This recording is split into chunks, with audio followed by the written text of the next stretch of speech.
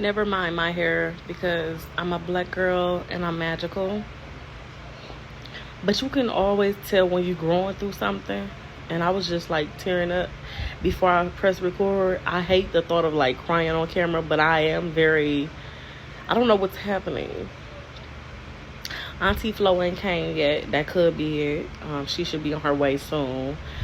But I've been sitting here at peace, thinking about all my blessings and the things that I've overcome in the last few weeks, in the last almost 2 months.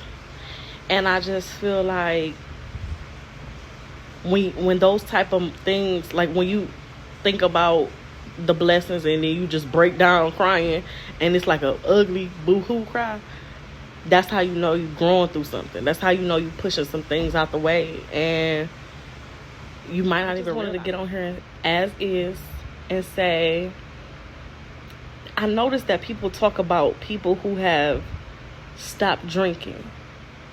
And maybe you're a recovering alcoholic. You stopped smoking cold turkey. Me, it's been several years since I picked up a blunt and rolled on my own, since I purchased my own bag. And baby, everybody that know me know I smoke big bag. I was smoking on the way to smoke. So, but people talk about that type of overcoming and accomplishing and the recovery of that. But what I never hear nobody talk about as frequently, and it could be because it's not a lot of people that desire to talk about it, or B, have actually seen it up close, but the overcoming of like the habits of what feels familiar. And I remember there being conversation about how a person could have seen you with one chapter and been like, wow, it looked like you really doing good. And you might be, like I said, what caused the purging, what caused the tears is me thinking about all that I've like pushed past. And right now, this year, I've been working on staying power. It's something that's really up top at the front up here. It's my staying power, because I felt like after 8.5, 9 years, almost going on 10 years, if you add and subtract, 10 years almost of like just trying to be different, because the motherfucker was swerving down, if you just get aligned and this, that, and the third. But it's not that simple. And when I say trying to be different, I'm not saying to the masses or to society. Fuck society, okay? Society will have you in a circle, going through a cycle that you ain't never even heard of, that was never meant for you. But I'm talking about different from what you come from, different from what's familiar. Trying to step out to see like, okay, this is what everybody that I come from do, and it just ain't working for me. Or I hate everything about the characteristic traits that made me. So let me just try something different. So that's what I mean when I say different.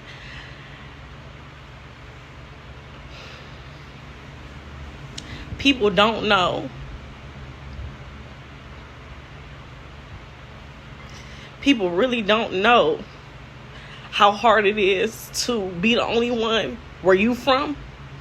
To be a person that's like I want things for the long haul, the longevity.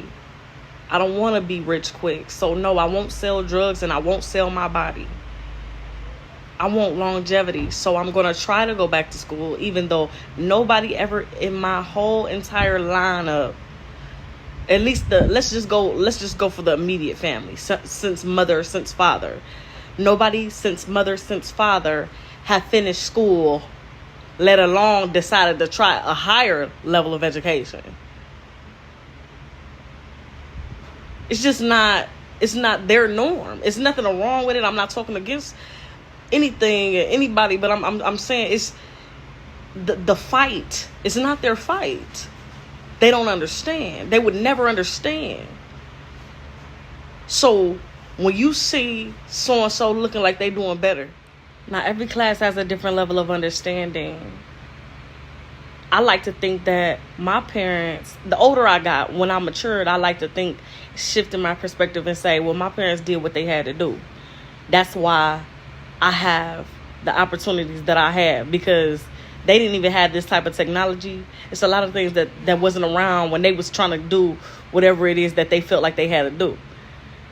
Again, society will have you in a cycle. Monkey see, monkey do. It's a simulation. But when people say, oh, you look like you're doing really good, you don't know the mental fight. You don't know the spiritual fight. You don't know really the oppression is not always physical or something that you can see. Sometimes it's generational, just straight like that. And if you don't deal with those type of people, like let's just say you're a person who don't deal with your family. Just imagine not even dealing with your family. That makes it even harder to fight whatever to see where the chain broke, right? Going back to what made me even press record, the vibe that I was in, I'm telling you, it's hard being the only person coming from your tribe that's like, I'll try and see where I can, how far I can get before I have to pass the baton to my offspring. And literally, when you take that step, I'm just giving you an illustration. When you take that step, it's never like, oh, well, come on. Yeah, come on. Since you're the one that broke the chain, come on through. We're going to let you through. No, it's a fight. Have you ever seen the Hunger Games? It's much easier to sit at home, twiddle your thumbs, and collect government assistance. I've been that girl. It's much easier to sit at home and think and hope and wish that something is just gonna fall in your lap. It's so much easier to sit at home and be the parent that's at home, and your excuse being, I was a present parent all my kids' life, but your kids never made it out of their circumstances. They become a product of their environment, because you never decided to evaluate your environment and move on that. It's much easier to lay down and stay down. When you want better and you want to do better, there will be a fight. It's going to be a push and a shove. It's going to be a pull and a tug. You just got to be ready for it. I was sitting here, I was in my feelings, at peace. Peace that I built.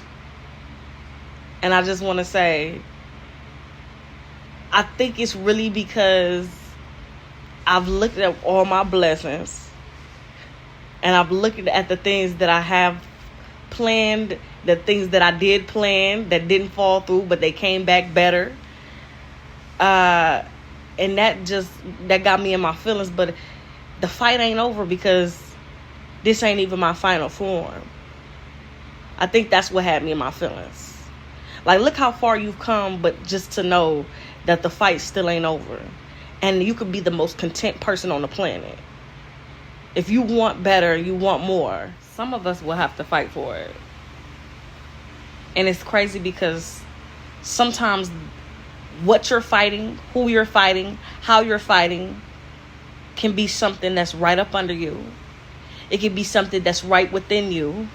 It could be something or somebody or some habit, some person, place, or thing that is connected to you. That's the hard truth. Not all of us, but some of us. Most of us.